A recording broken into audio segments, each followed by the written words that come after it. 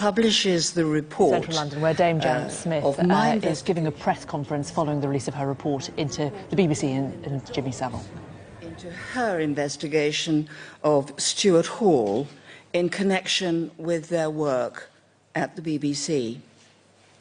Savile and Stuart Hall were serial sexual predators. Savile was a danger to young people, both girls and boys, opportunistic and shameless. I have identified 72 BBC victims of Savile, of whom 34 were under the age of 16. His youngest victim was aged 8. His abuse included 8 cases of rape, the youngest victim being only 10 years old. Stuart Hall targeted and groomed young girls, often plying them with alcohol. Dame Linda identified 21 victims of abuse, of whom 8 were girls under the age of 16. The youngest was 10. Both of these men used their fame and positions as BBC celebrities to abuse the vulnerable. They must be condemned for their monstrous behaviour. But the culture of the BBC certainly enabled both Savile and Stuart Hall to go undetected for decades. I have identified 5 occasions when the BBC missed an opportunity to uncover their misconduct. I want to leave ample time for questions, so I intend in these opening remarks to address only 3 central matters. These are the complicit effect of BBC culture, the question of who at the BBC could have done something to stop Savile and Stuart Hall, and finally, I want to speak to and about the victims. But before that, I want to deal head-on with criticisms that have arisen in recent weeks. First, at no point has the BBC ever sought to influence the review, either as to the content of my report or as to the date of publication. And if it had, I would have paid no heed. Second, the delay following the completion of the report in April 2015 was due solely to the concerns expressed by the Metropolitan Police, who feared that publication might prejudice their ongoing investigations. There was no other reason. I come to the first of my 3 main points, the features of the culture of the BBC which enabled Savile and Stuart Hall to hide for decades, and for which I must criticise the BBC. There was a culture of not complaining or of raising concerns. BBC staff felt, and were sometimes told, that it was not in their best interests to pursue a complaint. Loyalty to and pride in a programme could hinder the sharing of concerns. There was a reluctance to rock the boat. The management structure of the BBC was not only hierarchical, but deeply deferential. Staff were reluctant to speak out to their managers because they felt it was not their place to do so. Also, there was a culture of separation, competition, and even hostility between different parts of the BBC, so that concerns arising in one part would not be discussed with others. There was also a macho culture, in particular in Radio 1 and light entertainment. There were very few women in management positions. Women found it difficult to report sexual harassment. All the problems of reporting were compounded in the case of the talent. Celebrities were treated with kid gloves and were virtually untouchable. One witness told me that the talent were more valuable to the BBC than their own values. If these cultural factors had not existed, there would have been a real chance of Savile and Stuart Hall being discovered. I do recognise that many of these factors were common in the British workplace, and some still are. But these are all matters which the BBC must now address. Most important of all, in the 1970s, 80s and 90s, child protection was very low on the BBC's radar. In this, the BBC was far from alone. At that time, our society did not recognise the prevalence of the sexual abuse of children. Complaints were disbelieved and therefore rarely made.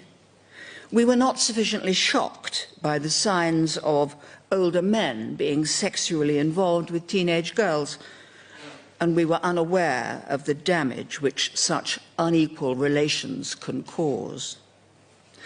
Sexual harassment was not taken seriously.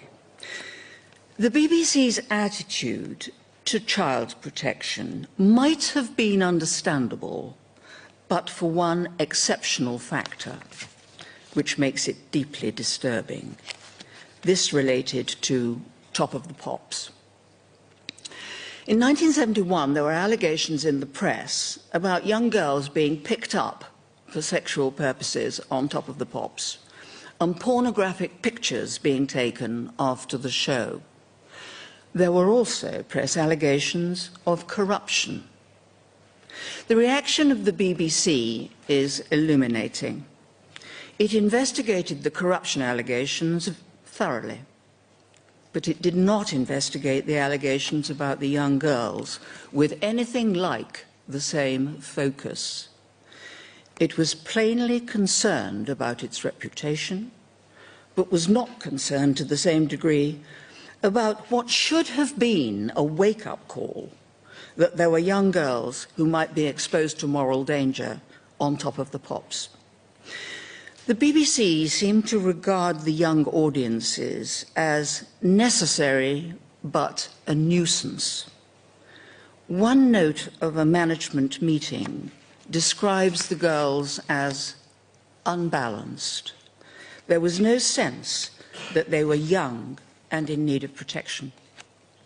So when complaints were made about Savile by two teenage girls who were assaulted on Top of the Pops, their complaints were not recorded or passed upwards to management as they should have been. Instead, they were brushed aside. One girl was told to move out of the way of the camera, and the other was ejected from the building and left on the street. The failure to heed these complaints about Savile amounted to 2 missed opportunities to detect and stop him.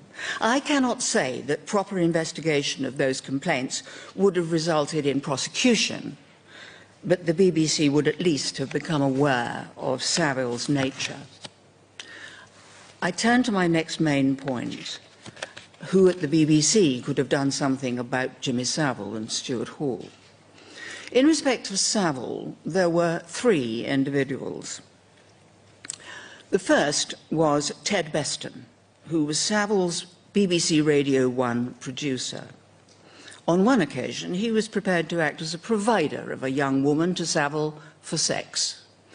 I found that he knew that Savile would have casual sex with teenage girls as and when he could get it. Although he denied it, I'm satisfied that Mr. Beston must have realized from their appearance that some of the girls might well be underage. He admired Savile, and I do not think it ever crossed his mind that he should report him, but he should have done. The second was Canon Colin Semper. He was a producer in the religious broadcasting department and worked closely with Savile. With commendable honesty when giving evidence to the review, he accepted that he had come to think that Savile had casual sex with a lot of girls, some of whom might have been underage. He did not discuss what he knew with his managers because he thought that they already knew about Savile and did not seem to be concerned about it. In my view, he should have discussed his concerns with his line manager. I think he now deeply regrets that he did not. The third is Douglas Muggeridge, the controller of Radio 1 and 2 in the early 1970s. Mr. Muggeridge died many years ago. In 1973, he heard rumours about Savile's sexual activities and prompted some inquiries. Savile was asked about the rumours and denied them. I think Mr. Muggeridge genuinely believed the rumours to be untrue. However, in my view, he should have retained his concerns, should have shared them with colleagues, and had a watch kept on Savile. Had he done so, Savile might well have been uncovered in the 1970s. This was a third missed opportunity. Although I have found that none of Savile's senior managers in television were aware of his sexual misconduct, I do criticise them in another important respect. By 1983, there was a good deal of material in the public domain which showed Savile in a very bad light. Whatever the truth about him, this material showed Savile boasting of past associations with violent criminals and proud to be described as having a prolific casual sex life with young women many decades younger than himself. It is amazing that it never occurred to Savile's managers at the BBC that on account of this, they should not give him a platform to promote his image as a good man. It is amazing that it never occurred to them that Savile was not a suitable role model for the young audiences of Jim'll Fix It. In Manchester, there were two individuals who could have done something to stop Stuart Hall: Raymond Colley and Tom German. Raymond Colley was the regional television manager in Manchester from 1970 until 1986.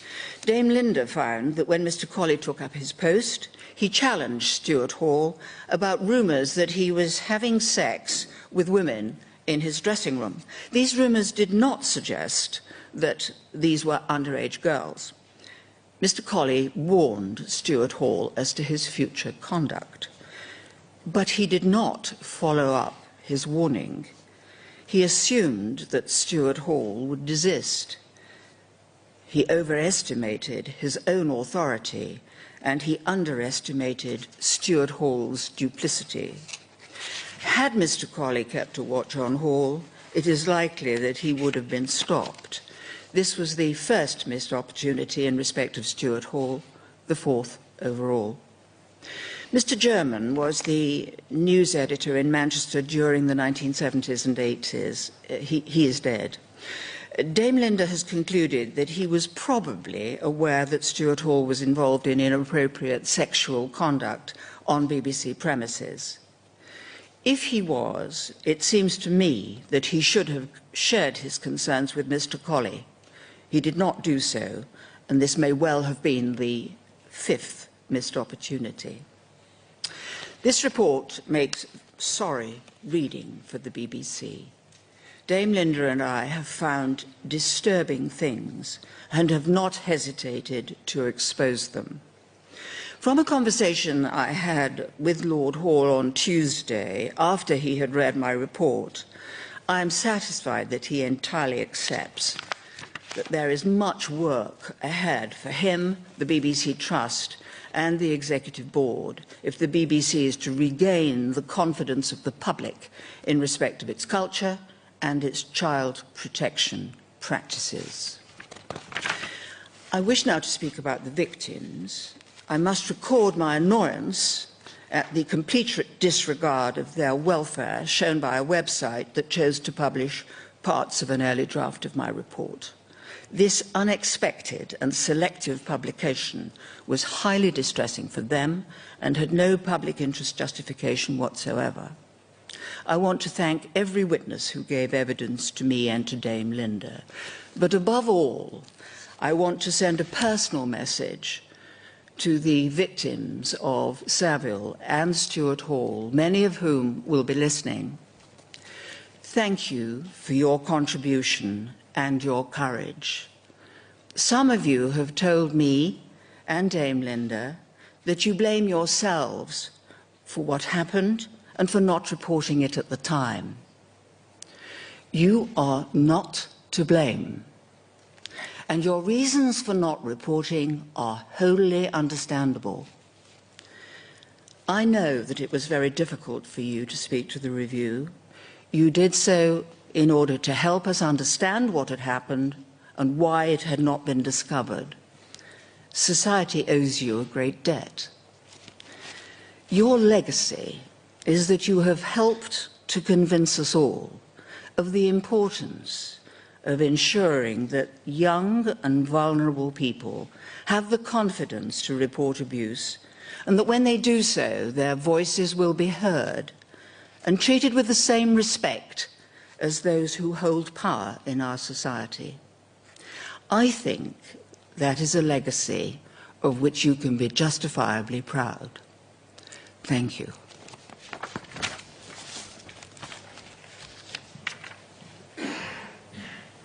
We're expecting some questions from the journalists who've gathered to listen to what Dame Janet Smith, who is a former High Court judge, by the way, which perhaps begins to account for her stylistic approach to some of the questions she was addressing there. She was listing some of the senior managers who could have intervened at various junctures, some of whom, of course, are no longer with us, others who simply missed opportunities. 3 managers at the BBC she named, and 2 up in Manchester in relation to other abuse allegations about Stuart Hall, and also ending her speech there with a personal message to the victims, reiterating that they are not to blame and that the legacy of this has to be that the young and vulnerable need to be listened to. Let's listen, though, now to the questions that are coming from the floor. From BBC News. Yes? You say in your report that 117 people at the BBC heard rumours or stories about Jimmy Savile's sexual conduct, including some senior people. Yet you say that no senior managers knew what Savile was up to. Isn't this, as some of the victims think, a whitewash? It certainly isn't a whitewash. It's right that 117 witnesses told the review that they had heard rumours about Jimmy Savile. As a matter of fact, 180 witnesses, rather more than the 117, told me that they had not. But you see, I did find that a number of people at the BBC, junior people, did know about Savile. Either they knew from what they saw, or they realised and drew inferences in their own minds, and they realised what he was doing. They didn't report these matters upwards, and that I attribute to the culture of the BBC. I found that 2 people of producer level also knew, and I've mentioned their names in my opening remarks. They didn't report upwards either. I don't think that the fact that a producer knew about Savile means that the BBC as a corporate body knew. I had to make a judgment about what level of BBC management can be equated with the BBC as an organisation. And I came to the conclusion, as I explain in my report, that that level should be pitched at head of department level. I did consider whether it should be pitched at producer level, and I came to the conclusion that it should not, for reasons that I explain. To go back to the rumours, I'm a judge, or I was, and I still think like a judge, and I have to reach conclusions based on evidence that I hear. Rumour is not evidence. I have to have evidence. Somebody switched their phone off.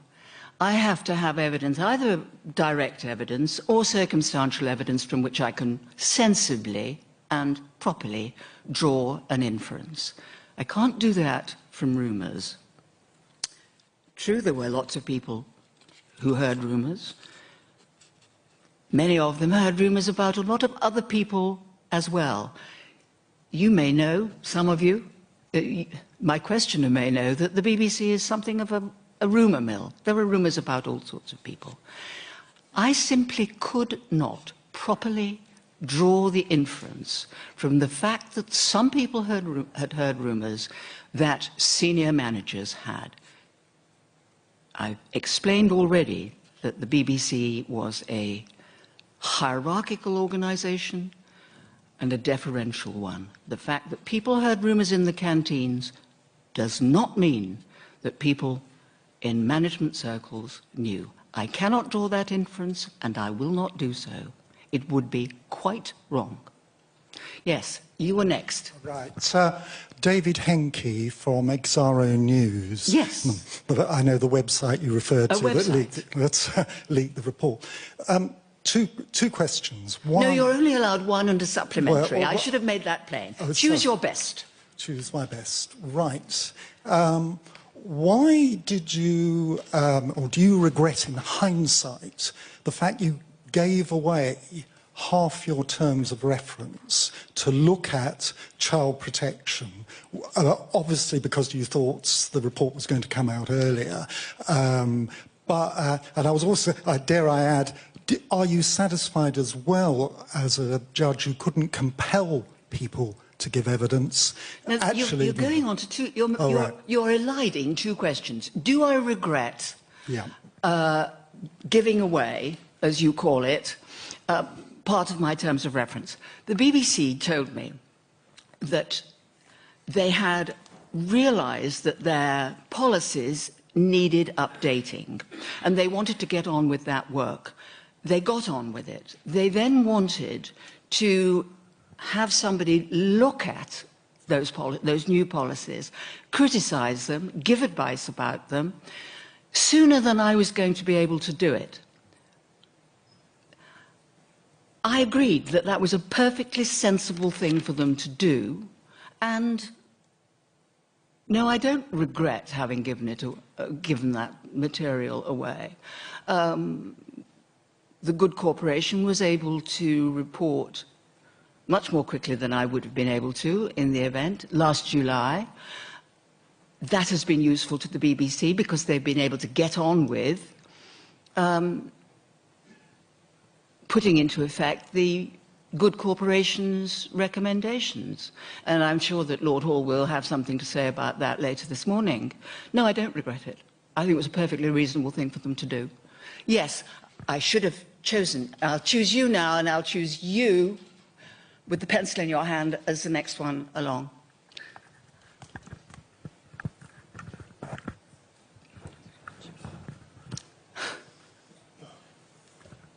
Yes. Sorry, forgive me. I'm juggling some material that I need to read out, so forgive me for that. Neil Midgley, commentator for the Daily Telegraph. One of the questions that you considered both in the leaked draft and in the final report was whether a predatory child abuser could be lurking undiscovered in the BBC today. But you used two different wordings in your answer. In the draft, you said, the answer is that I think that it is possible. And in the final report, you said, my answer is that I do not think there is any organisation that can be completely confident that it does not harbour a child abuser. So my question is, that those are two very different conclusions. One is a conclusion specifically about the BBC, which has been very widely reported. The other is a broad statistical point. And I wonder what evidence and on whose representations you changed your conclusion. First of all, I received no representations at all in relation to that part of my report. Second, you have quoted from the leaked version a single sentence. If you quoted, and I'd like you to do so if you have it in front of you, if you quote the whole paragraph, you will see that the sense of what I say has not changed. Read it out, will you? Would you like me to read it out? Yes. So the answer is that I think it is possible. It must be recognised that child sex abusers can be highly intelligent, articulate and charismatic but manipulative people. Stuart Hall is an example, so it seems is Rolf Harris. Savile was intelligent, charismatic and extremely manipulative, if not always very articulate. Coupled with celebrity, the power of which shows no sign of diminishing in our society, those features make a powerful combination, which makes detection difficult.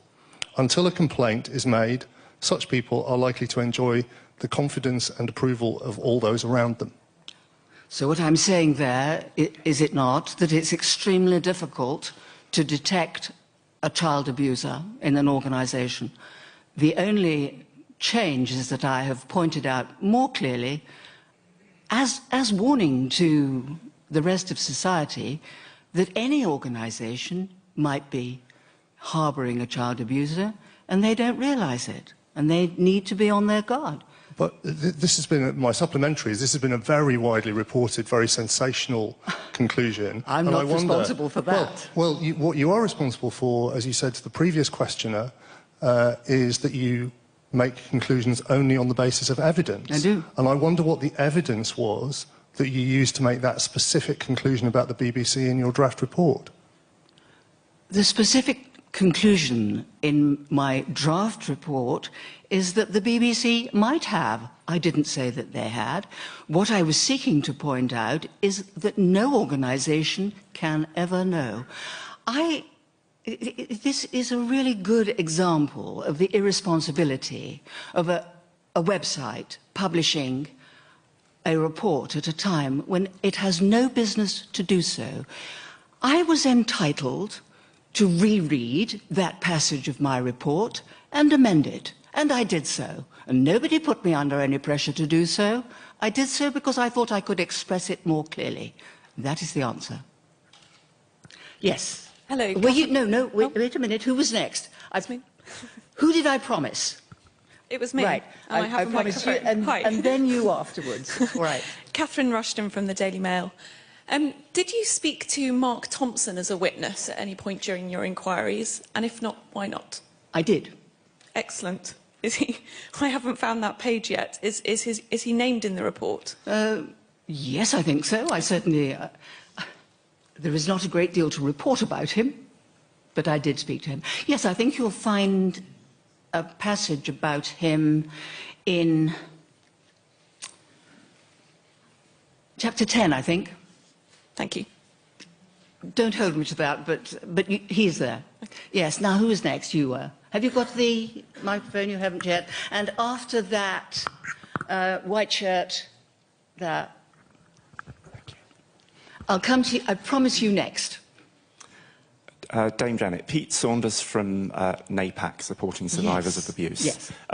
To help you out with the previous question, what you said about the likelihood of an abuser lurking within the BBC, I think was an entirely appropriate thing to say, because not only is there almost inevitably going to be other abusers within the BBC, there are, as you indicate, abusers in every organisation, large and small. That is a statistical reality that we have to grasp with. But my question yes. was to, well, initially to thank you for acknowledging the contribution of survivors of Savile and Hall, and having spoken to one or two of them in recent days, they've been dreading this day, as you can appreciate. So thank you for thanking them in the appropriate way. It comes from the heart. I hope you can see that. I can see that most clearly, Dame Janet.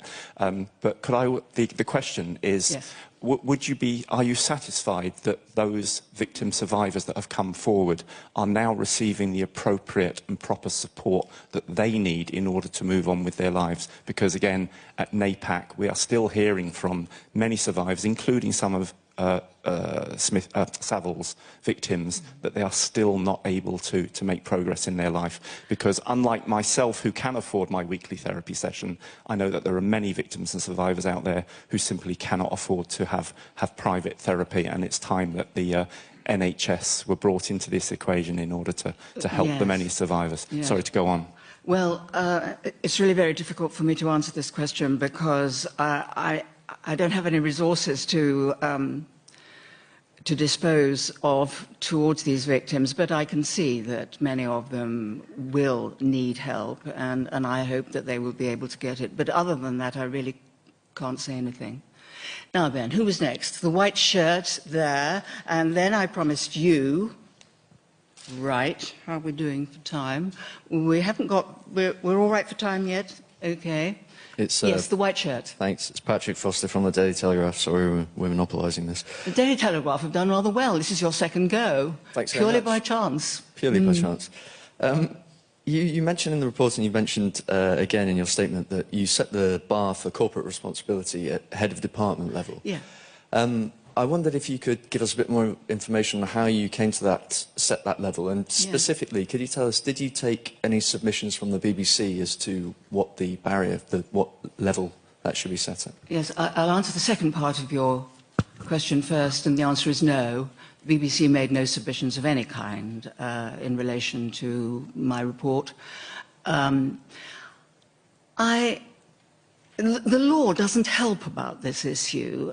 In the criminal law, for a company to be held responsible and to have knowledge of what was going on, you have to show that the controlling mind of the company was aware of and could be convicted of the offence if the company is going to be convicted of an offence.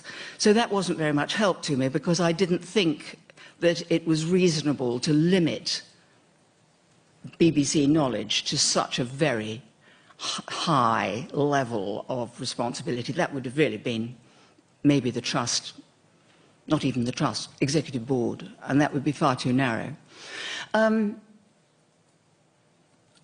had quite a lot of evidence about the BBC's structure, the management structure, and it seemed to me that the lowest level of the structure at which you could say that somebody had management responsibility for a defined part of the BBC was head of department.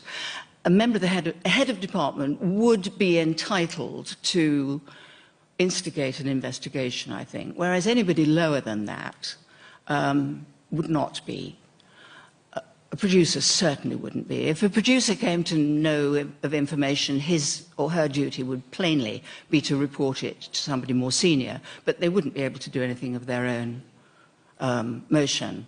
Similarly with an executive producer, similarly with an editor of a news programme. And that was really why I came to that conclusion. I just had to make a judgment as to what I thought was reasonable and what I thought the public would think was reasonable. And there you are. That was my decision. Now, who was next? It really was you, wasn't it? Thank you. Julian Drucker, 5 News. Dame Janet, you've said about the reluctance of some BBC staff to come forward. You've said there's an atmosphere of fear still exists today in the BBC. You've called it the culture of not complaining. That's extremely worrying, is it not? Yes. I must point out that I saw the bulk of the BBC witnesses that I saw in 2013, some in 2014. And it saddened me that some of them were not prepared to speak unless they were guaranteed anonymity. And it was clear that they were concerned that there could be some form of disadvantage, detriment to them if they criticised the BBC.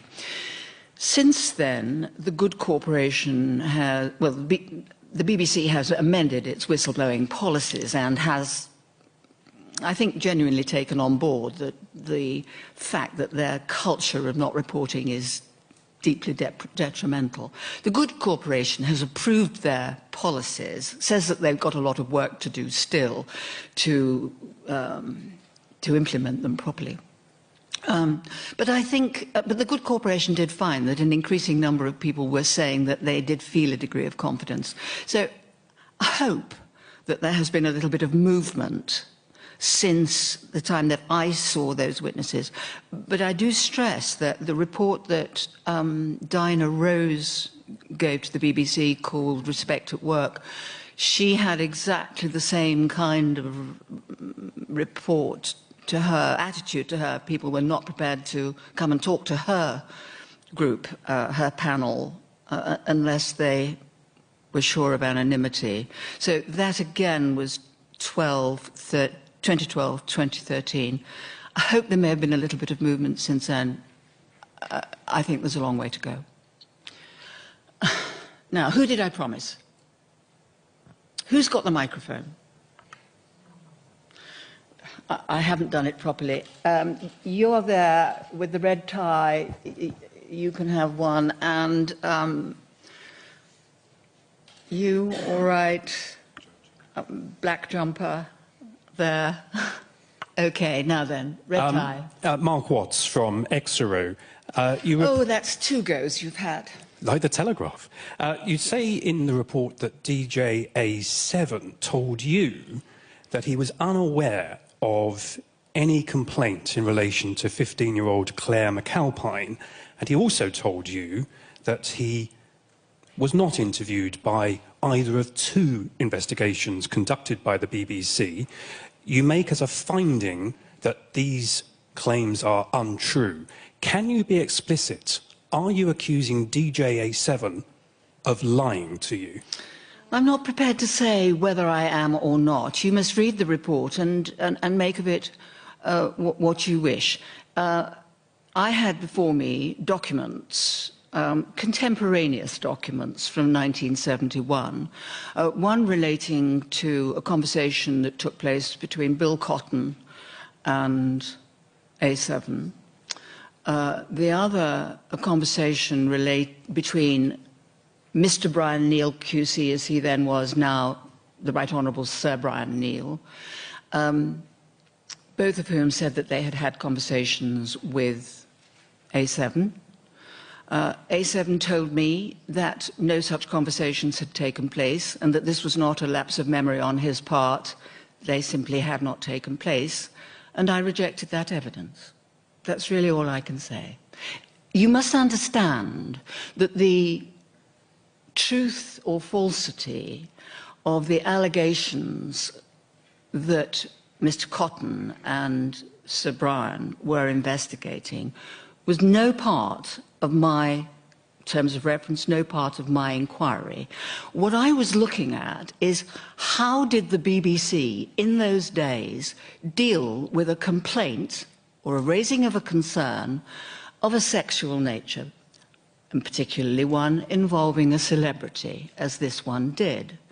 And you will see, if you read Chapter 9 of the report, you may not have had time to do that yet. I've read both the draft and the final. Of course you have. Yes. You will see, if you read Chapter 9, that I am deeply critical of the way in which the BBC conducted its investigation into those matters. That allegation was not properly investigated. A7 was asked about it, he denied it, and the book was closed. And that is not satisfactory for reasons which I explain in detail in my report. And can you explain why Is this your supplementary? It is my supplementary. Right. Can you explain why you agreed with DJA7 that you would not name him? Was there concern within your team of libel? No. The reason that I agreed to anonymise him was the reason that I've just explained to you now. I was not concerned about the truth or falsity. His identity was not a matter of interest to me. My interest was the BBC have received a complaint about sexual impropriety by a celebrity. How did the BBC handle it? It didn't matter to me what his name was. It obviously would matter to him, and so it would only be reasonable that he would not agree to come unless he was accorded anonymity. I think that was perfectly fair and sensible. Would it not have been of interest to your readers? It might have been, but my interest is limited to matters which fall within my terms of reference. And that is, as far as I am concerned, all that the public is entitled to know from me. Thank you, The fact that they might be interested generally is nothing to the point. Thank you, Dame Janet. Now, who is next? You in the black jumper, I think, were promised. Has anybody... Yes, now I'll take this one and then one more. You at the back. Now, there are two hands that are overlapping. Two women sitting next to each other. I can't... You two, I don't know. You choose between you. And you're going to be the last. Now then. Yeah, Noel Titheridge, BBC. So is A7 right to say that you made no suggestion he was guilty of any misconduct whatsoever? I did not make any such allegation. That is, as I've just explained, that was not within my terms of reference. I was interested in how did the BBC handle this complaint? And the answer was, I'm sorry, very badly. Yes, at the back.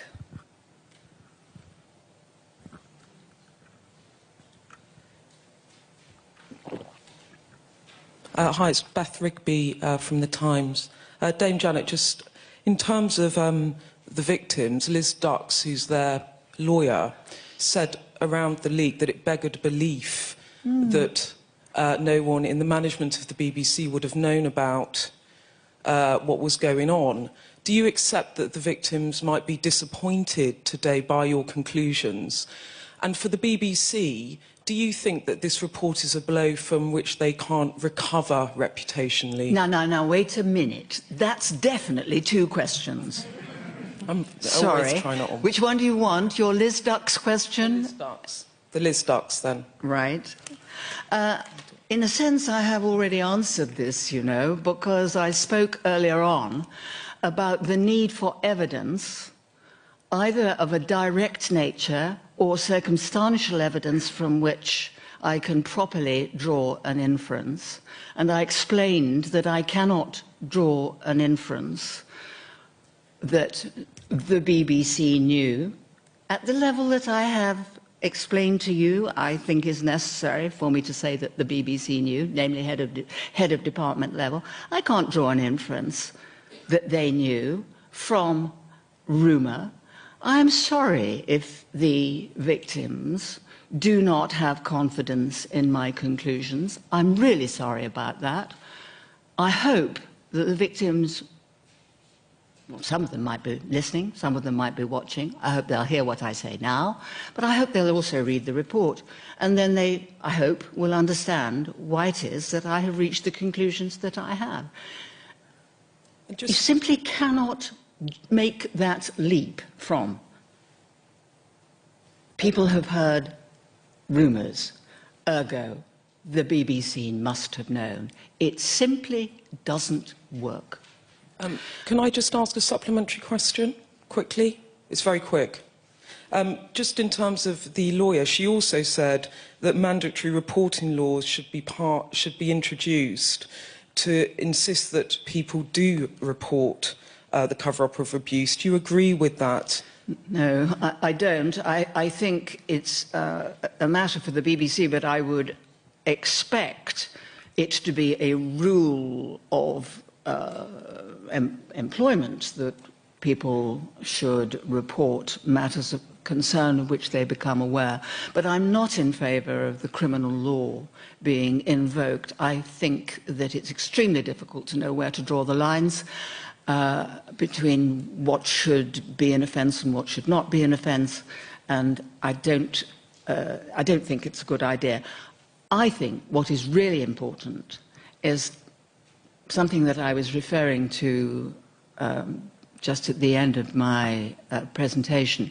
It's really important that we get over to the younger generation, the potential victims at the present time, that they can report, that they should feel confident to report.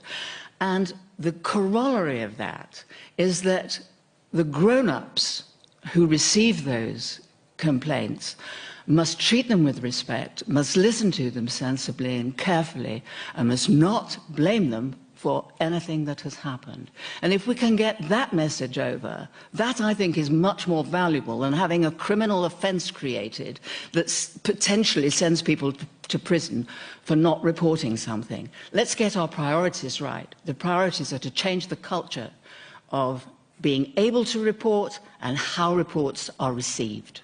And if that message can go from this report, it will have been a worthwhile effort. I'm going to stop there. I must give way to Lord Hall. Thank you very much for your attention and for your courtesy, and good morning. Well, you're watching Sky News, and this has been our top story this hour, the long-awaited report into Jimmy Savile's routine abuse of young children during his years working for the BBC that has been revealed. Well, you just heard what Dame Janet Smith had to say. Her report says that the report made for sorry reading for the BBC. She went on to describe a culture of fear which left celebrities, as she described them, virtually untouchable. But the report absolved the BBC corporately of any responsibility. Well, a lawyer for the victims, Liz Dux, has called it an expensive whitewash. Well, amongst the key findings were that senior staff at the BBC and corporation were, as a whole, not aware of Savile's behaviour.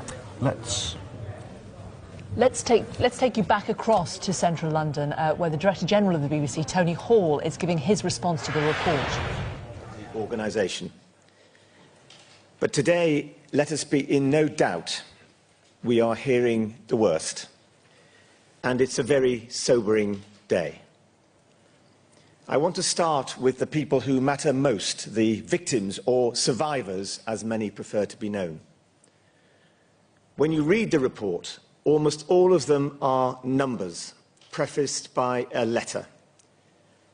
And what we've all got to remember, though, is that every one of these is an individual with their own thoughts, their own traumas, and their own terrible story they've been dealing with for so very long.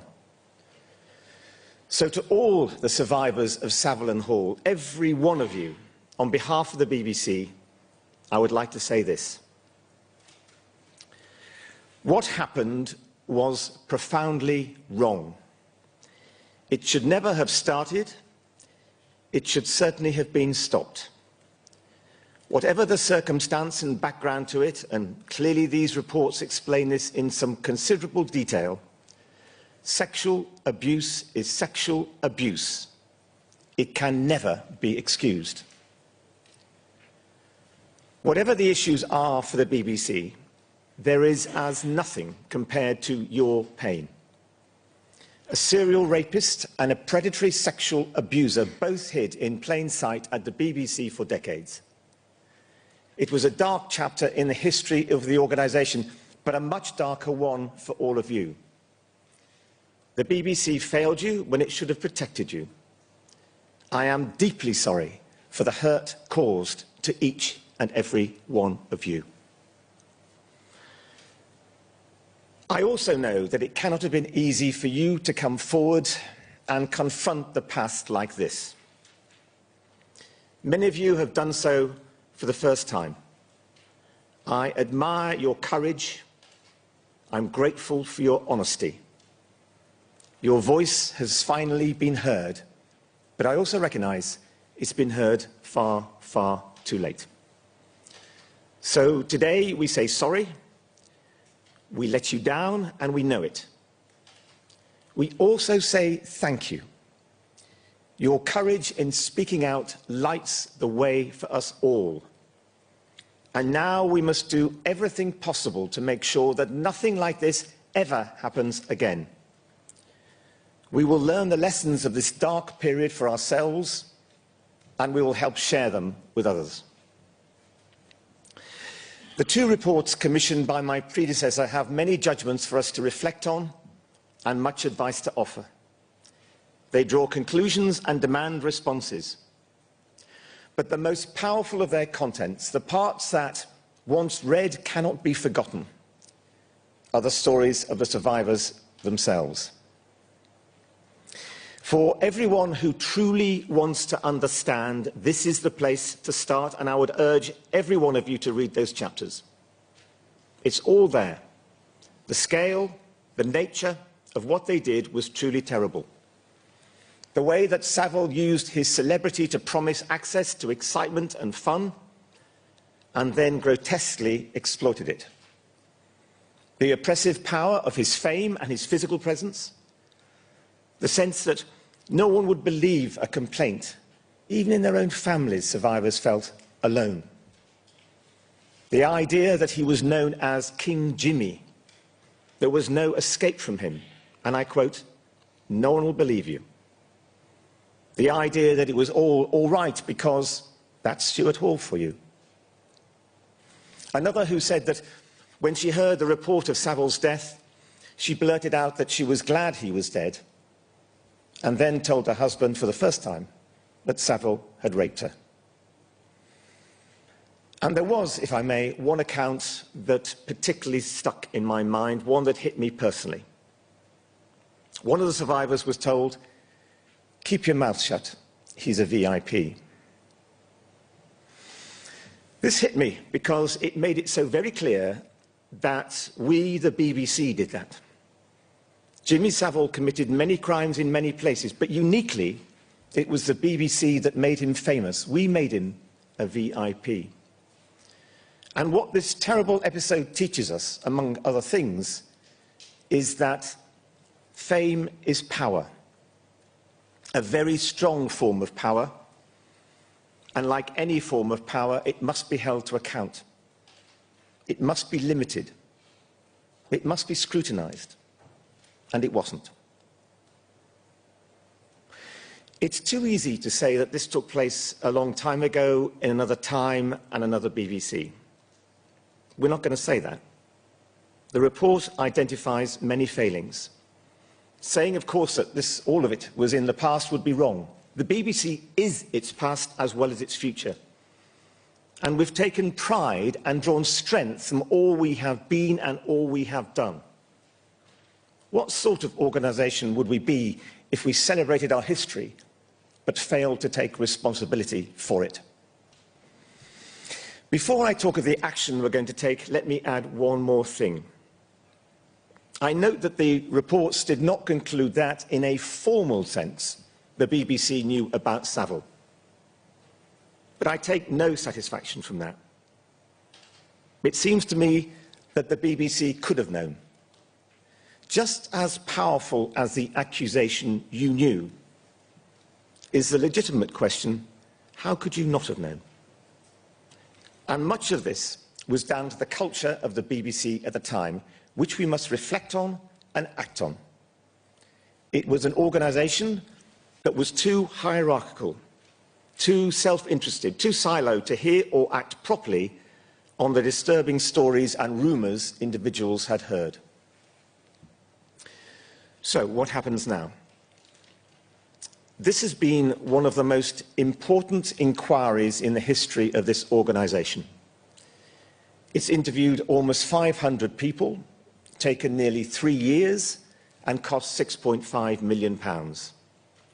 It covers 1,000 pages and 3 volumes.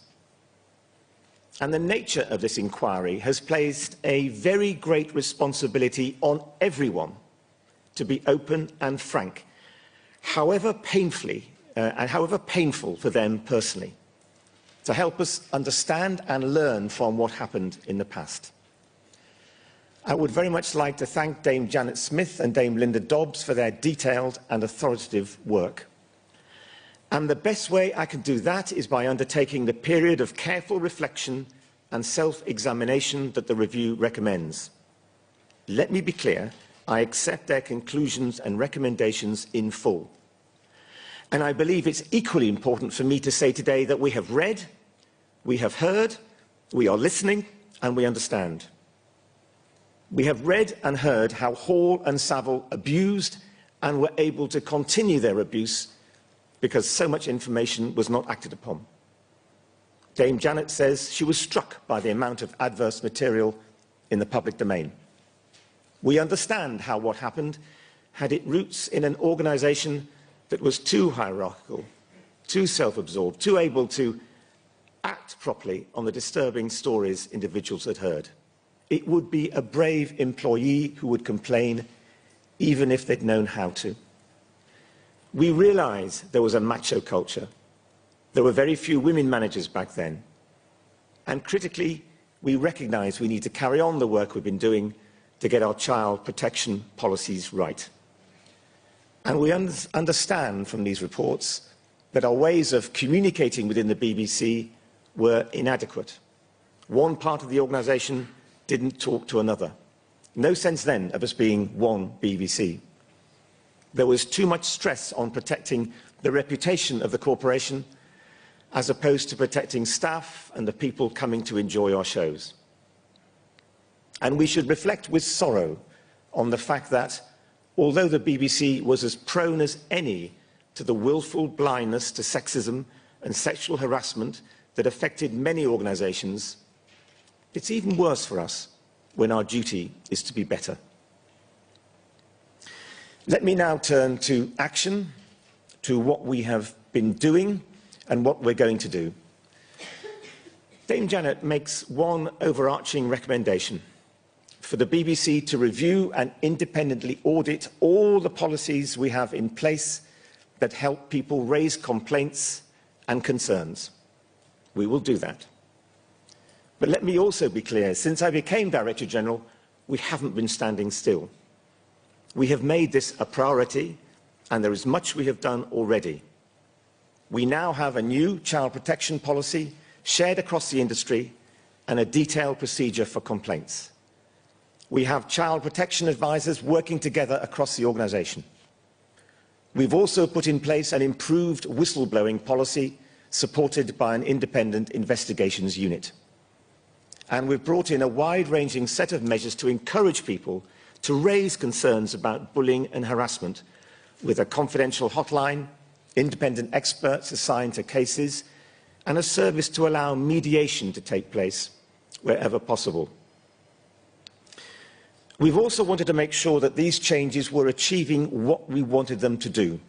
So in March 2014, we asked some external and independent experts, the Good Corporation, to audit our policies to make sure they were fit for purpose and to recommend improvements. They found that the BBC has strong child protection policies in place and that our whistleblowing policy ranks well compared to other organisations. But they also made 53 recommendations for improvement. Of these, 51 are now complete, 1 is underway, and in another case, we've agreed to take forward what needs to be done, but in a different way. So there are many things we've done, and there are many more things we will have to do, because we cannot be complacent. We will, as Dame Janet recommends, review all our policies and procedures in the light of her report and that of Dame Linda. I have asked Anne Bulford, the BBC's Managing Director of Operations and Finance, to lead this work, reporting to me. This work will identify any areas where we need to do more. I am committed, we are all committed, to creating an open BBC where everyone has the confidence to raise issues and believe that something will be done about them. I want the BBC to be a great place to work, a place where people come to do the best work of their lives. Anne's work will help us make sure that this is the case, and we'll publish our progress in full in July alongside our annual report. But there are some things we can commit to today. On whistleblowing, we will launch a campaign to do more to raise awareness of staff to what they can do and must do, and also where they can turn to for help. On child protection, we will work with the NSPCC to get their advice on how to help us build on what we're currently doing. And we will, as Dame Janet asks, commission another independent audit to assess our progress, to test our systems, to see how our policies are operating in practice. This work will report in the autumn, and whatever recommendations are made, we'll carry them out. But I also want to make a further commitment. I want the BBC to do more as a programme maker, following on the fine work in this area done in the past by Dame Esther Ranson with Childline. We will, for example, work with the National Association for People Abused in Childhood, NAPAC, to raise awareness of the issues surrounding abuse. On BBC One, we have already commissioned a documentary called The Abused. This gives the opportunity for many survivors who came forward as part of Operation U-Tree to share what happened to them. I want us to be a forum for a national debate about child abuse and how we can do more to support survivors. For me, reflecting on both these reports, the importance of getting the culture right in our organisation is key. When I came back to the BBC 3 years ago at a time of crisis, I could see that we needed to change. I visited teams from all over the UK who told me how proud they were to work for the BBC, how committed they were to the BBC, but they told me we needed to change. We have changed, we are changing, but we need to do more. Dame Janet says we should look carefully at 3 areas: a lack of cohesion in the BBC, the hierarchical nature of the management structure, and our attitudes towards the talent. These are all crucial issues, one we are thinking about already, and which we will push forward on in the coming months.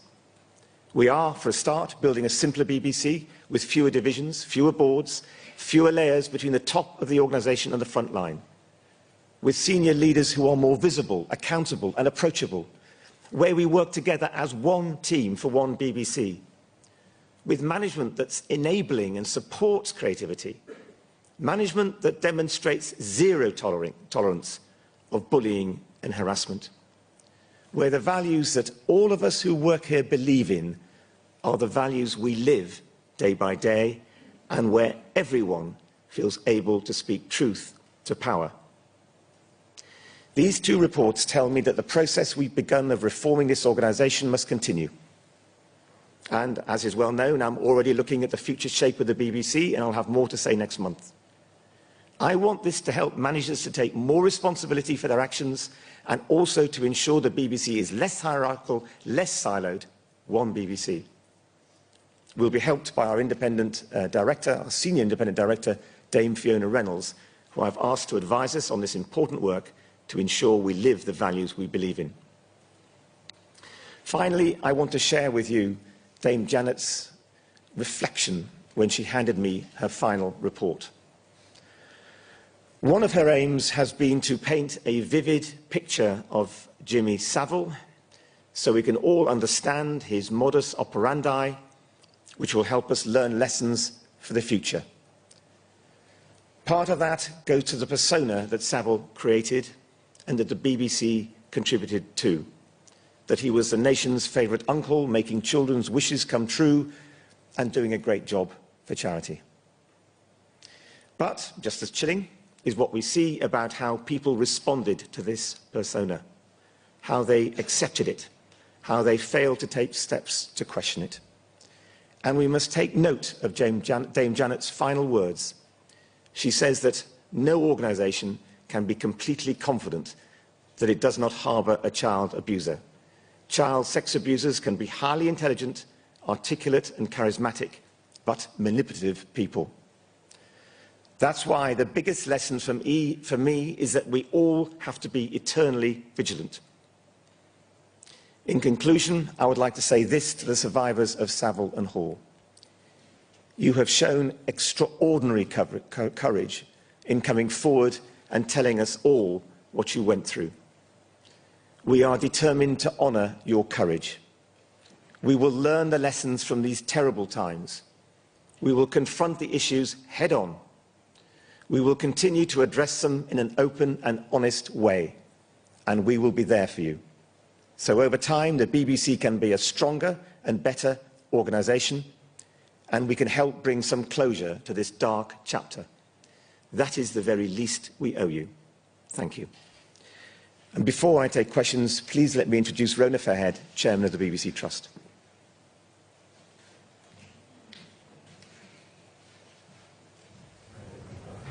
Well, BBC Director General Lord Hall there making clear that this was an expensive inquiry, £6.5 million, 1,000 pages, 500 witnesses, but one which amounted to one of the most important inquiries in the history of the BBC. By the events recounted here. And in a few moments, I want to address how we will aim to ensure that they are never allowed to happen again. But our primary thoughts must be with the victims, the survivors of the abuse perpetrated by Jimmy Savile and Stuart Hall. Today's reports lay bare the full horror of what happened to them. Those experiences can never be erased.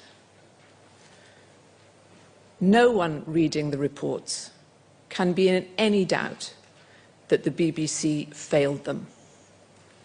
It failed not just them, but the public, its audiences, and its staff. It turned a blind eye where it should have shone a light, and it did not protect those who put their trust in it. On behalf of the BBC and its staff, past and present, I want to apologise to the survivors for all they have suffered. I also want to commit to them directly that we will ensure the BBC does everything it possibly can to prevent any such events in the future. And I also want to record my thanks. We owe the survivors an enormous debt of gratitude for the courage that they have shown in coming forward to share their experiences, their horrific experiences, with the review team. Their bravery has created a vastly deeper understanding of the issues, and I am confident that from here forward, nothing will be the same.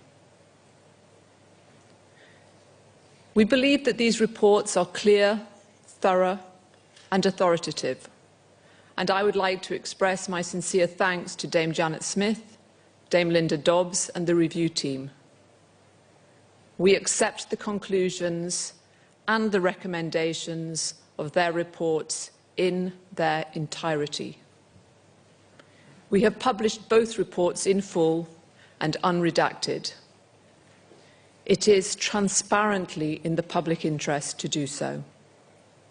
The survivors and the public have a right to understand not just what happened, but how it was allowed to happen. Who knew what and why processes failed? And to have the confidence that the BBC is taking all appropriate action. We need to ensure that the public's trust in the BBC is restored.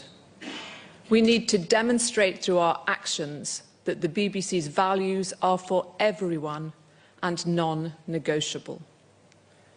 For, as Dame Janet makes clear, these events happened in the past, but they raise serious issues that remain relevant and need to be addressed today. We fully support Dame Janet's recommendation that the BBC executive immediately reviews its policies and procedures on child protection, complaints, whistleblowing and investigations, and that all of those should be independently audited and published.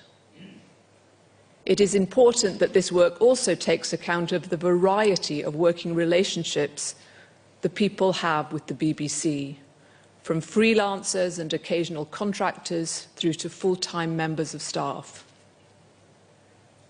The plan that Tony has put forward today represents a thorough response to this recommendation, and the Trust will work alongside the Executive to ensure that the BBC takes all further steps that it needs to as quickly as it possibly can. Dame Janet also makes challenging observations about the BBC's culture. It is clear that the public expect the BBC to keep to the highest possible standards, but the BBC failed. And Dame Janet finds the status given to celebrities, the BBC's hierarchical structure, the lack of cohesion between its different departments present unique challenges which must be overcome if serious wrongdoing is to be exposed. The culture change that must take place has to be both substantial and permanent. The BBC must engage fully with its staff, listen to its critics, and submit policies and its culture to external scrutiny. I have discussed this with Tony Hall at great length and have no doubt that he is absolutely committed to achieving this. He also recognises that for change to be genuine and lasting, it requires the active involvement and support of those working within and around the organisation. The Trust will do whatever it can to help the management achieve this change, and if necessary, but we have had no need to date, to push them to do more or go further.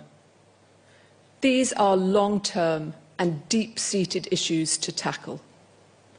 But today's reports provide a clear impetus to do so urgently and openly.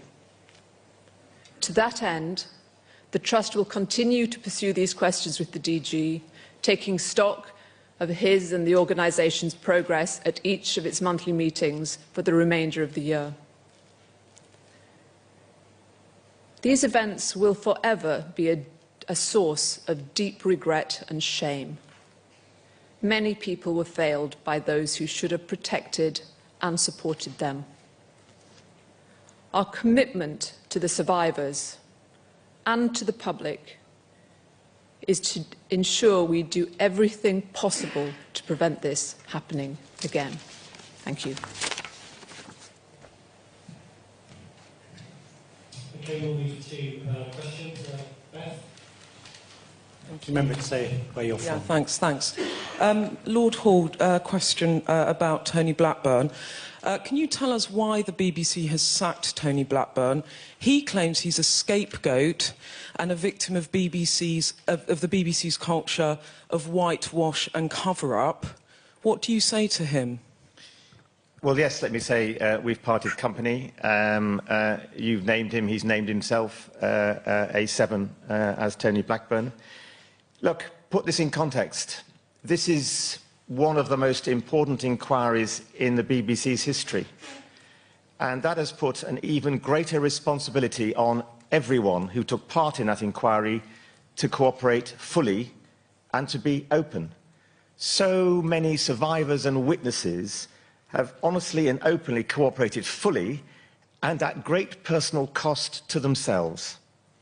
As Dame Janet has said, she's rejected his evidence, and she's explained very clearly why. I have to take that extremely seriously.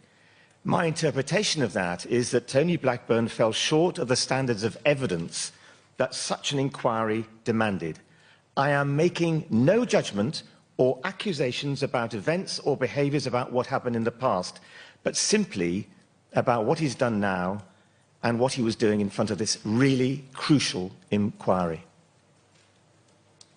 Okay. Jane Martinson from The Guardian. Can you say, following up from Beth's question about Tony Blackburn, are there more people who are going to lose their job, Tony, as a result of this report? And when it comes to talent, your speech at the beginning said that you would take it on board, but are you confident that the culture at the BBC and deference towards talent is any better now than it was then? So let me say, first of all, I am making no judgments or any accusations about events in the past. I am making a judgment about the standards of behaviour I expect from everybody at the BBC now. And the only person who's still working at the BBC who is mentioned in this report is A7, or as we now know, Tony Blackburn. What I want out of the BBC, and by the way, this is something which I think the staff in the BBC and the people who pay for us also want, is an open culture where if things are wrong, you can address it. And if you're worried about addressing issues that are wrong directly with your management, there are other ways round to make sure that you can address those things. And I think I want a management where people are upfront about issues, deal with issues, and ensure that people are treated with respect, whether they're part of the organisation or not part of the organisation. And, you know, that's the challenge we've got. It's a bit like the Forth Bridge. We're going to have to keep working at it. I think we've made a lot of progress. I think we have a lot of progress to make as well. And to me, when you read chapter 5 of the Savile report, and you read what people have been through and continue to go through, and by the way, today I'm going to go through it all again because it's all out there, then I think it really behoves us to ensure that we have a culture inside the BBC that allows any future issues of sexual harassment, of bullying or whatever, to be openly and properly investigated, discussed. Yeah, the staff want that, I'm sure, but boy, do we owe that to the survivors of Savile and of Hall. Gentleman in the back there. Lord Hall, Mark Williams-Thomas from ITV. On the eve of my programme, I sent you a right to reply. I appreciate it wasn't yourself, it was the BBC. And the response was, the BBC has conducted extensive searches of its files to establish whether there is any record of misconduct or allegations of misconduct by Sir Jimmy Savile during the time of the BBC. No evidence has been found. Whilst the BBC condemns any behaviour of this type alleged in the strongest terms, in the absence of any evidence or any kind found on the BBC that corroborates this, it is simply not possible for the corporation to take any further action. 4 years, £6.5 million later. Do you regret those comments coming out from the BBC to simply dismiss the programme? I was in a different place. I accept that. And so I'm not going to sort of comment on how things were held in the past. But let me pick you up on one point, and the £6.5 million. I think the £6.5 million, when you read what has been written today, we must think about the survivors of Savile and of Hall. And my job now is to build on this report and ensure that this can never happen again, despite the warning of Dame Janet quite correctly, that it behoves every organisation, including the BBC, to ensure that these people don't work for you. That's my main aim now, to ensure that we have an organisation that is responsive, that is open, that is the best place to work, that takes these issues seriously, where people can speak truth to power. That's what I'm keen to ensure. And I've started that process, but as Dame Janet reminds me, I've got a lot to do. I agree, we've all got a lot to do. But the point that I'm making is that those allegations are very seriously being made. They were just dismissed by the BBC in a response to say, hopefully, it'll go away. Of course, it didn't go away. It led to the Director General resigning. And obviously, we're now in a position where hundreds of people have come forward making allegations in relation to abuse that took place on the BBC. And the point being is that you did exactly the same as, or the BBC did, in 2012, exactly the same as it did many years previously, by dismissing such claims. Let me answer it in a different way, which I hope you find answers the point. I sat and read every word of the 1,000 or more pages that the two dames have submitted to you all today. And as I was going through the reports, I was thinking each time, this is not in the past, this is now. What are the things we've got to learn about how a good organisation should operate that are lessons for the future? And one of them, I think, is the point you're making, which is not to dismiss people saying there's something wrong, you should investigate, not to come to conclusions, as I think you can read in this, you can see, you know, an investigation that seeks a conclusion that says there's not a problem. But actually, my task is to find and to discover and to ensure there are ways that we don't just push stuff under the carpet. We actually investigate. We ensure that we have a proper culture. And by the way, on the back of every BBC person's pass, there are things and values that we kind of believe in. And what I've got to do with the team, with the people in this organisation, is to ensure we have an open culture where people can say if things are going wrong, as well as celebrate those many things that go right.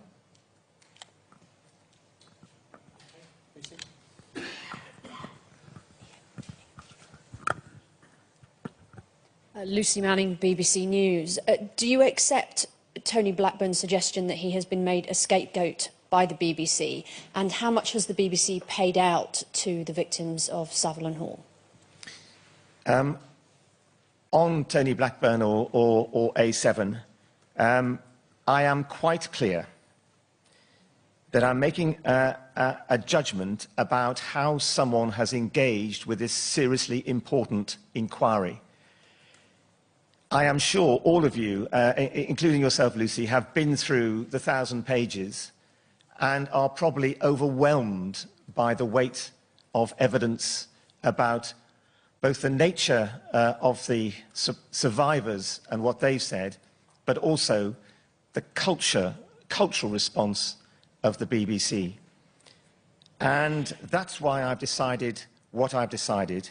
I am making a judgment about the standards of behaviour I expect from everyone working at the BBC now. Okay. I think the survivors, all the cases of payments to survivors are concluded. I'm not sure quite what the amount is at the moment, but I can... We've published the totals on our website. Yeah, but I can find out for you and I can let you have those. And if they're on the website, even better. Okay. Chap on the far side just there. Mark Watts from Exero. I want to turn to... could you both address this question, if possible, please? I want to turn to the whistleblowing policy. This was one of the elements that was taken away from the remit of Dame Janet Smith's report, I think by Lord Hall.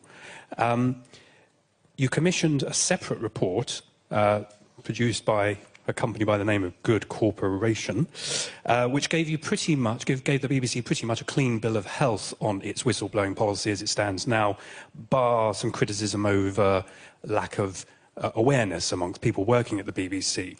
This is in sharp contrast to what we read at par 88 of Dame Janet Smith's report, where she says that she was particularly disturbed by the evidence about the extent to which staff were, and still are, afraid to raise complaints or concerns for fear of losing their jobs or the opportunity for promotion, or for freelancers, the fear of not being used again. Which of those two reports do you believe?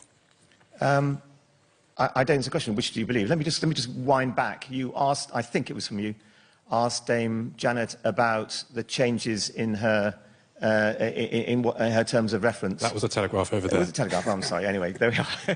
Well done, Telegraph. Look, I came in some crisis in this organisation in 2013.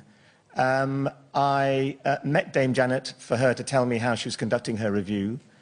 I was concerned, as she made absolutely clear, and she said it was a proper thing for me to do, that we couldn't wait for her report to be completed and published, for us to do things to assess our policies to make sure we were absolutely tip-top, because I had seen the criticisms being levelled against us. So I think we did exactly the proper thing, and basically she said the same, which is to commission a review of all our policies, all our guidelines, including whistleblowing, and then get the good... You said Good Corporation in a sort of... Who are they? These are impressive people who, let me tell you, made 53 recommendations, 51 of which we've accepted, one we're still working on, and one we agreed, actually, we could find a better way of doing it. Good Corporation are experts. These are not people who will not speak truth to us, because they have done. They absolutely have done. Now, that's one set of things, because I want to make sure, as soon as I came back here, as quickly as we could, that we could do as much as we can to ensure that the culture, which I think the staff here believe in, and I certainly do, that we'd learned from the past. I think Dame Janet raises a very interesting issue about the prevalence of freelancers right across broadcasting, and how we can make sure that they too feel that they can talk about issues they think should be raised. And our whistleblowing policies and all the other policies apply to anyone who's working at the BBC, freelance or not. Nonetheless, she says, as you've read, take 6 months, think about this, review your policies, and that's one area I'll be having a look at. Because I don't care who people are, if they work for the BBC, I want to ensure that whatever they feel, if they feel they're being abused in any way, bullied, harassed, or sexually abused, I want them to have the confidence they must come forward. I have to say, I go back to it, today for me is an awful lot about the survivors. We owe that to them. I'll just say a few words. Firstly, on the question about the change in the remit of Dame Janet Smith. If I go back to when Tony was brought in, as he said, in a period of crisis. He immediately set about changing things, changing the culture and changing the policies and the procedures. He came to the Trust saying that Dame Janet, for the reason she explained, was her report was going to be delayed, and that in the interest of making the BBC as good as it could possibly be in all of those policies and procedures, he wanted to change the remit and to bring in an expert who could do the audit and could report back to the BBC so that the BBC could start making the changes as soon as they possibly could. And when he came to us with that proposition, the Trust said, absolutely, we support you in doing that. And as Tony said, the good report came and said, yes, a lot of positive changes, but more needs to be done. We obviously worked alongside the executive team as these came through. They have been overseen to make sure that they have been implemented, and as Tony has told you, 51 have been fully implemented, one ongoing, and the other one a different way to deal with it. So I absolutely think it was the right thing to do because it allowed the BBC to know what the best looked like and to make those changes. In terms of Dame Janet's finding that staff are still frightened, you ask, is that concerning? Of course it's concerning. What we have to do, and this goes to the cultural point, and what Tony, who lead the organisation and lead this cultural change, has to make sure is that the environment that, as Dame Janet said, that people feel comfortable raising a claim in whatever way they choose to, whether it's through their line or through the complaints or through the whistleblowing, they are not only feel able to, but when those complaints come, they are treated with respect. And the corollary is the fact that people will have to be open, both in giving and in receiving bad news. So I think that, yes, it is concerning, and that is absolutely the heart of the cultural shift that needs to happen.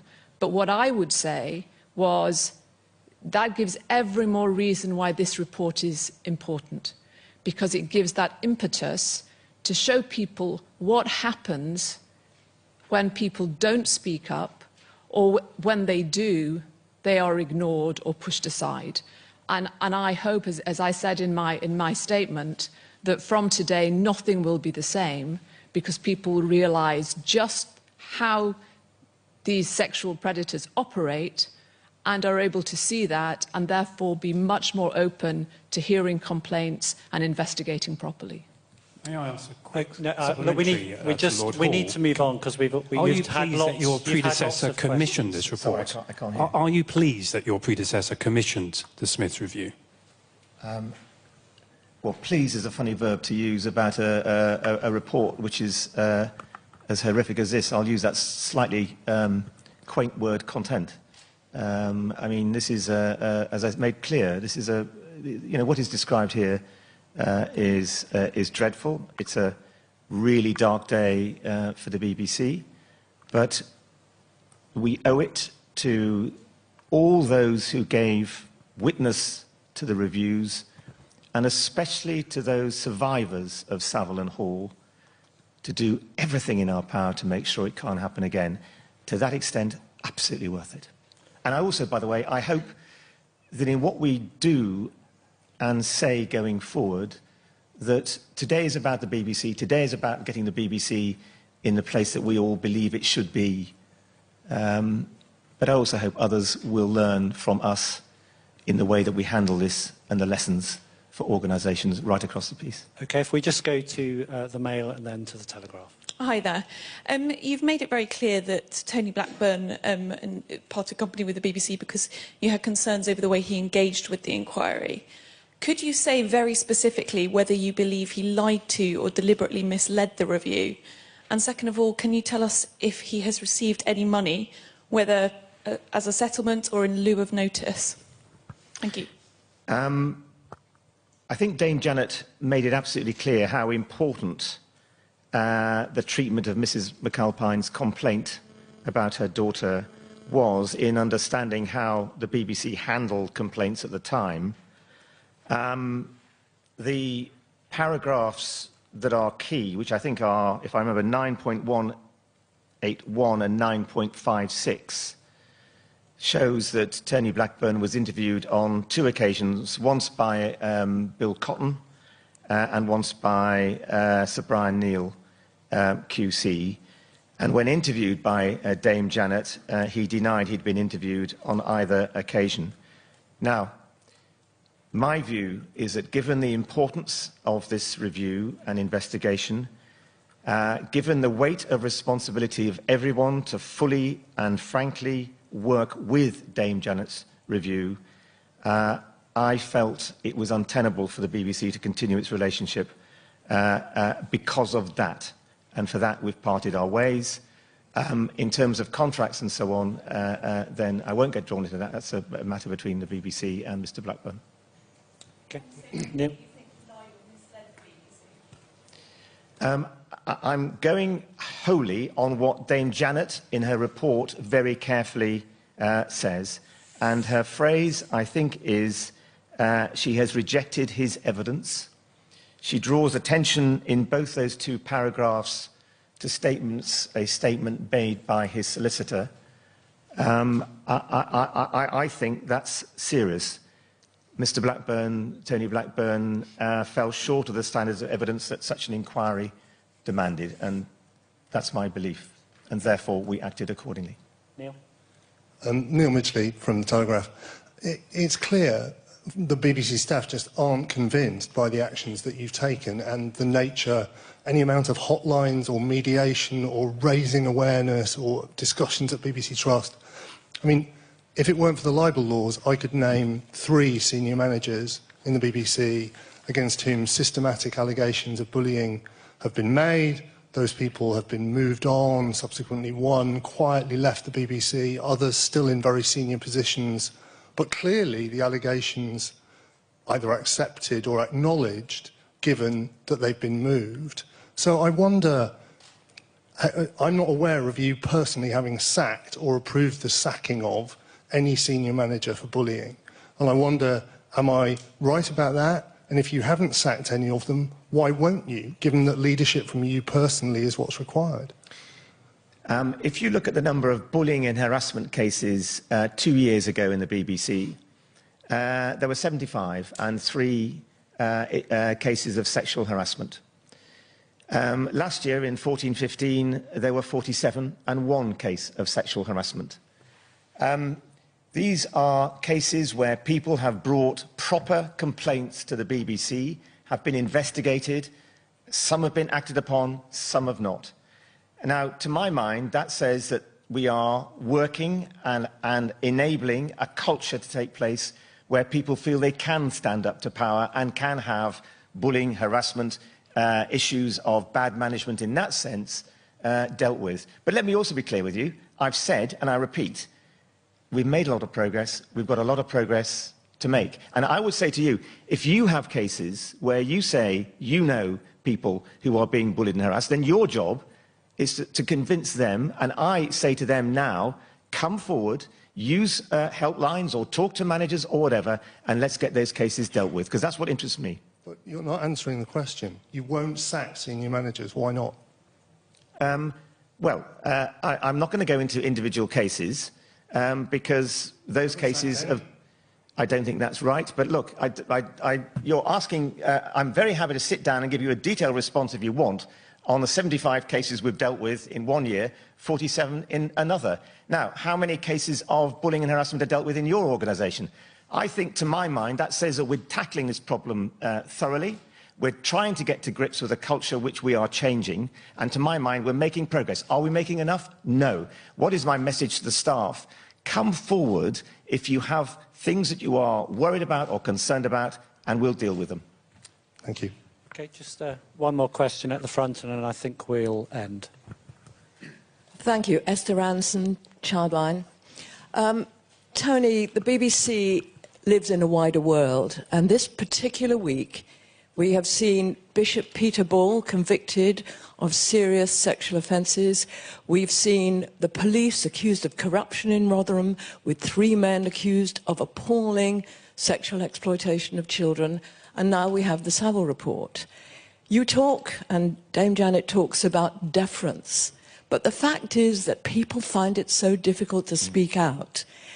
Are you really confident that with all the helplines organised by the BBC and all the new good corporation processes put in place, people will still dare to draw attention to sexual exploitation by people whom they know their job depends upon, whether it's the manager or whether it's the talent in the show or whether it's a senior BBC executive. And I'm wondering whether what we need to do is to ensure that something like the NSPCC helpline is widely publicised across the whole of society as a place where adults can safely and anonymously draw attention to these crimes.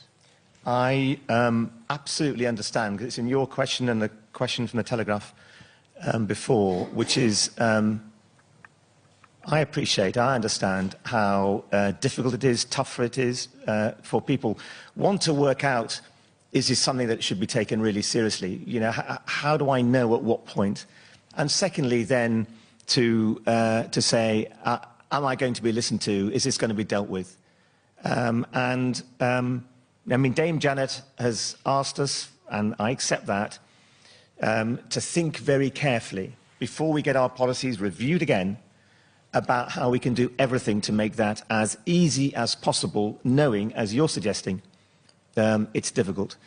Now, if there are things we can do beyond that as a broadcaster in programme terms to address these issues, to make it easier for the survivors of this sort of abuse to come forward, I'm up for talking about that.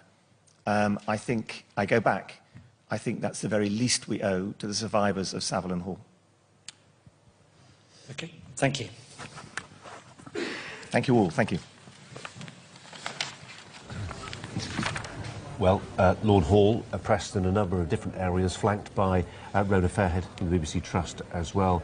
At times candid, at times certainly deeply apologetic. And on the specific point that's led a number of bulletins this morning with regard to the DJ Tony Blackburn, who was at Radio 1 in times which have subsequently been looked at in a very different way. He said that the BBC and the DJ Tony Blackburn had, quote, parted company with the corporation, adding when he said that my interpretation is that Tony Blackburn fell short of the standards of evidence that such an inquiry demanded. He rejected allegations that Tony Blackburn was in any way being scapegoated for the sins of others. Also apologised